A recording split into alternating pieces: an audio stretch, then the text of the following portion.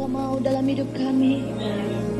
Berbicaralah kepada setiap dari kami pribadi lepas pribadi. Berbicara dengan satu rema yang khusus Tuhan, supaya firman itu, rema itu bertumbuh dan menghasilkan buah. Supaya rema itu jadi sangkar, jadi seperti Tuhan, jangkar dalam hidup kami Bapa. Supaya pada waktu gelombang datang, pada waktu masalah datang, oh sungguh Tuhan, rema yang Kau berikan buat kami itu bisa menenangkan perahu kami. Kami berdoa Tuhan, supaya Engkau sendiri yang mewahyukan sesuatu dalam hidup anak-anak-Mu. Terima kasih Bapa. Mari bawa kami lebih dalam dan lebih dalam lagi mengerti Engkau. Terima kasih Tuhan untuk kasih setiamu. Segala puji, hormat dan kemuliaan kami berikan kepadamu. Karena Engkau lah Allah yang layak terima semuanya. Layak terima hormat pujian Tuhan. Kami mengasihi Engkau Bapa. Korata syikira Bapa ratasu. Terima kasih Tuhan. Terima kasih Bapa. Kami mengucap syukur buat semuanya Tuhan. Terima kasih Tuhan.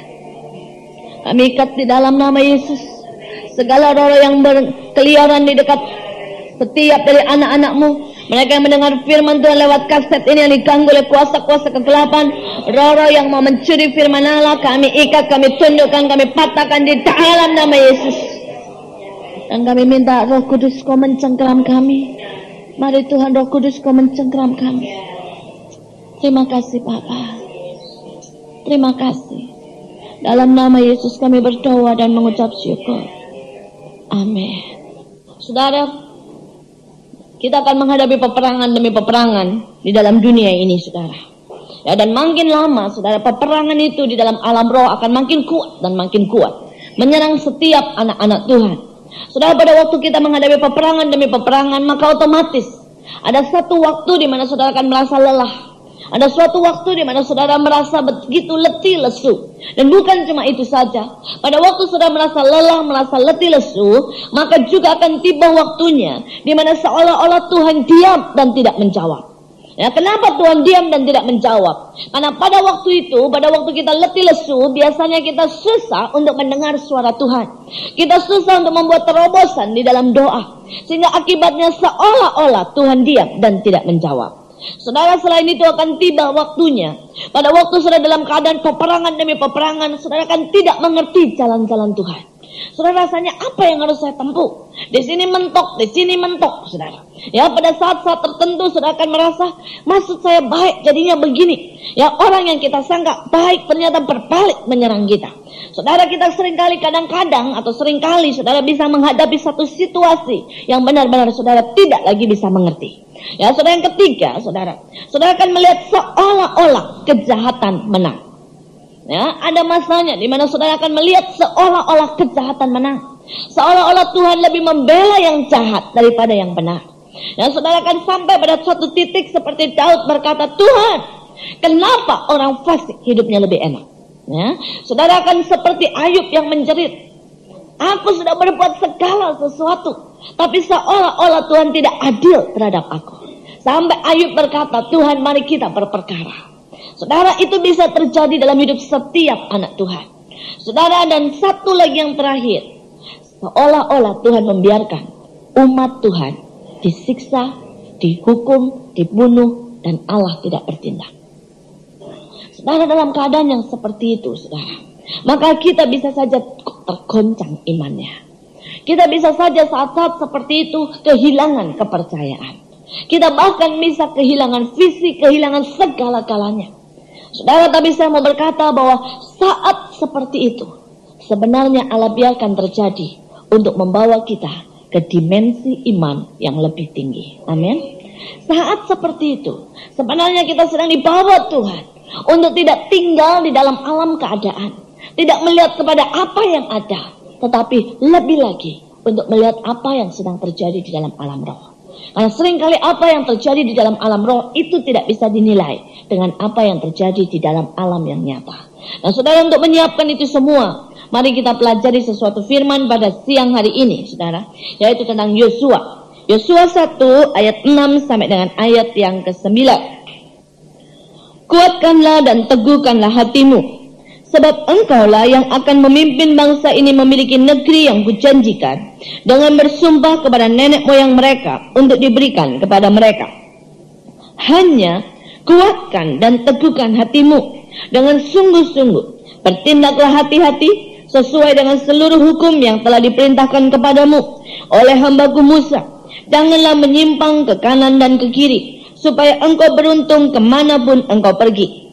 Janganlah engkau lupa memperkatakan kitab Taurat ini, tetapi renungkanlah itu siang dan malam, supaya engkau bertindak hati-hati sesuai dengan segala yang tertulis di dalamnya. Sebab dengan demikian perjalananmu akan berhasil dan engkau akan beruntung. Bukankah telah kuperintahkan kepadamu, kuatkan dan teguhkan hatimu. Janganlah kecut dan tawar hati, sebab Tuhan Allahmu menyertai engkau kemanapun engkau pergi. Saudara, ini adalah pesan Tuhan pada waktu Yosua mau memasuki tanah perjanjian. Ya, dia sudah ada di tepi daripada tanah perjanjian. Dan saudara, di tepi tanah perjanjian bukan berarti kita akan langsung mendapat hasil. Tapi di tepi tanah perjanjian berarti kita menghadapi peperangan demi peperangan. Saudara, dan pada waktu itu ini yang Tuhan pesankan. Kalau saudara lihat pada waktu Musa mau naik ke atas gunung, sebelum dia meninggal, dia juga memesankan hal yang sama. Kuatkan dan teguhkan hatimu. Kalau saudara baca nanti lebih lanjut, pada waktu orang Israel mau memberikan kepemimpinan kepada Yosua, orang Israel juga berkata yang sama. Kuatkan dan teguhkan hatimu. Nah, saudara, saya mau berkata saat ini, jemaat Tuhan sedang ada di tepi tanah perjanjian. Ya, saya percaya, saudara, bahwa sebentar lagi kita akan lihat segala sesuatu yang Allah janjikan. Ya, kita akan lihat mulai datang lagi awan terobosan-terobosan yang baru. Mulai datang lagi kemuliaan Tuhan yang seperti yang dijanjikan. Ya, kita akan lihat sesuatu yang lebih besar, kebangunan rohani yang lebih besar. Kita itu benar-benar ada di tepi daripada tanah perjanjian. Tapi kalau kita bicara di tepi tanah perjanjian, sekali lagi, bukan berarti kita akan langsung menuai hasil. Tetapi berarti kita akan menghadapi peperangan demi peperangan. Saudara, saya percaya Indonesia akan segera dipulihkan. Ya, tetapi juga sekali lagi bukan berarti kita langsung menuai hasil. Tetapi harus ada pendoa-pendoa yang berani berperang untuk bangsa dan negara Indonesia. Nah, saudara, karena itu firman Tuhan ini kita harus renungkan sungguh-sungguh. Kenapa Tuhan sampai berkata lebih dari 3 kali kepada Joshua? Ya, lewat Musa, lewat yang lain berkata, kuatkan dan teguhkan hatimu. Saudara, apa sih artinya kuatkan? Apakah artinya kekuatan itu dari Tuhan? Kalau Tuhan bilang kuatkan, itu artinya kekuatannya dari Tuhan atau kita yang harus berusaha? Kita yang harus berusaha. Kalau Tuhan, dari Tuhan dia akan berkata begini, aku beri engkau kekuatan. Tetapi Tuhan berkata berkali-kali, kuatkan dan teguhkan hatimu. Saudara, pada saat-saat tertentu, saudara, seorang yang sudah mau masuk dalam peperangan, itu bukan lagi anak Tuhan yang manja. Ya, bukan lagi anak Tuhan yang dikit-dikit, Tuhan tolong, gak kuat, gitu, saudara ya. Saudara, bukan lagi yang merasakan, oh tiba-tiba urapan turun dari atas, bukan yang seperti itu, saudara. Tetapi yang Tuhan mau, saudara, ada sesuatu kekuatan yang dari dalam memancar keluar. Saudara, ada urapan yang Tuhan turunkan. Ya, pada waktu saudara didoakan misalnya, saudara berdiri di depan seorang hamba Tuhan yang terkenal tumpang tangan. Saudara merasakan urapan Tuhan itu datang dan saudara babak, saudara. Ya, itu urapan baru turun dalam hidupmu. Tapi saudara keluar, saudara berbuat jahat, saudara berbohong, saudara melakukan perzinahan, saudara urapan itu hilang lagi dari hidupmu. Saudara, tetapi kalau yang dari dalam, itu hasil keintiman dengan Allah. Hari lepas hari. Itu hasil pembangunan karakter. Itu hasil buah yang engkau buat kerjasama antara engkau dengan Roh Kudus. Itu akan menciptakan sesuatu kekuatan dari dalam mengalir keluar. Dan kekuatan yang seperti inilah yang dibutuhkan saudara dan saya pada waktu saudara menghadapi peperangan. Pada waktu saudara menghadapi seperti yang saya katakan tadi, saudara menghadapi kekacauan, tidak melihat suara Tuhan, saudara mengalami keletihan yang luar biasa. Kekuatan yang dari dalam itu akan membuat saudara tetap bertahan. Saudara, sebelum saya terangkan lebih lanjut, ya, apa bedanya saudara Simpson Ya, Simpson ini seorang yang sangat diurapi, betul? Ya, Simpson sangat diurapi. Apa bedanya Simpson dengan Daud, saudara? Dua-duanya diurapi, saudara. Tetapi Simpson, saudara, urapan itu turun ke atasnya. Kalau saudara baca setiap kali dia kepepet, dia menjerit sama Tuhan. Dia nggak pernah punya hubungan intim sama Tuhan. Karakternya kacau balau, saudara, ya. Tapi setiap kali dia kepepet, dia menjerit sama Tuhan, Tuhan tolong. Dan dikatakan urapan turun atas hidupnya. Tiba-tiba dia jadi kuat, ya. Jadi dia nggak kuat tuh setiap saat, enggak, saudara. Kalau saudara berpikir bahwa Simpson itu kuat setiap saat, saudara salah besar. Ya, dikatakan pada satu saat urapan itu turun dan Simpson langsung saat kuat tiba-tiba, saudara. Tapi sesudah itu pergi lagi. Ya, dia berzina lagi, jatuh lagi, marah lagi, saudara. Dan itu yang membuat dia pada waktu peperangan demi peperangan datang. Pada waktu ada seorang yang namanya Delila yang terus berbicara siang, pagi, dan malam, saudara. Karakternya membuat dia goyang karena dia tidak memiliki karakter yang berkenan di hadapan Tuhan. Dia tidak memiliki sesuatu yang dari dalam kuat, saudara. Akibatnya, saudara, dia jatuh dan dia kehilangan semuanya. Lain dengan Daud. Daud memiliki keintiman. Kalau saudara baca, tidak pernah dikatakan tiba-tiba urapan turun dari atas, tidak. Bahkan pada waktu dia menghadapi Goliat, dia berkata apa? Saya biasa melawan beruang dan singa. Karena itu dia pun sama dengan beruang dan singa itu. Saudara, kalau sudah lihat, maka Daud bisa mengalahkan Goliat karena iman yang dibangun, saudara, sedikit demi sedikit. Saudara, itu berbeda. Sehingga Daud boleh jatuh, Daud boleh mengalami masa-masa kegelapan, tapi dia bisa bangkit lagi karena ada sesuatu yang kuat di dalam dia. Dan contoh yang lebih luar biasa lagi adalah Yesus. Bahkan pada waktu Allah meninggalkan dia berkata, Bapa, kenapa engkau meninggalkan aku? Tapi dia tetap tidak berbuat dosa. Kenapa? Dia tetap kuat mati buat saudara dan saya. Dia tetap kuat untuk mengampuni musuh-musuhnya. Karena kekuatan dia, karakter dia sudah jadi, saudara. Ya, karena itu saudara, kita harus pelajari hal ini. Karena pada waktu saudara berperang, ada banyak perkara yang bisa terjadi. Saudara, apa artinya kekuatan?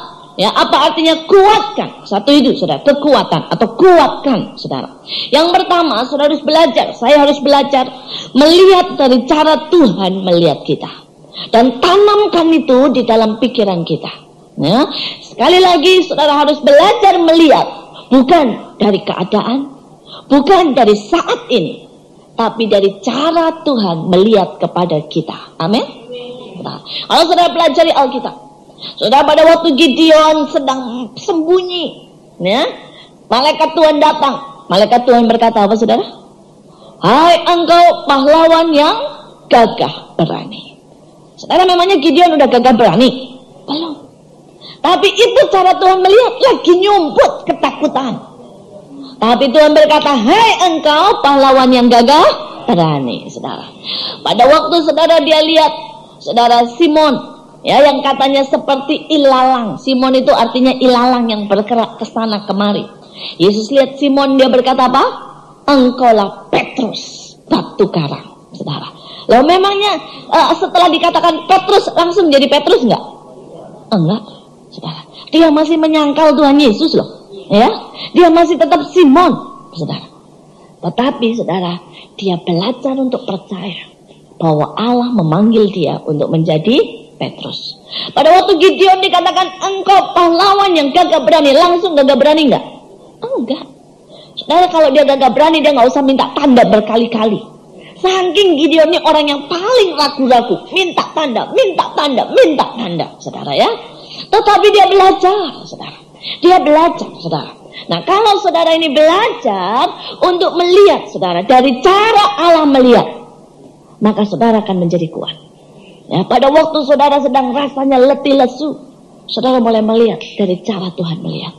Saudara, berapa kali dalam hidup saya, saudara, saya mengalami satu titik-titik di mana saya sudah letih lesu sama sekali. Saudara, kadang-kadang saya berkata, Tuhan, ya, saya ini nggak sanggup rasanya buat memimpin sekian banyak perkara. Ya, saya ibu rumah tangga, punya anak, punya suami. Saya harus pelayanan setiap hari, saudara. Saya khotbah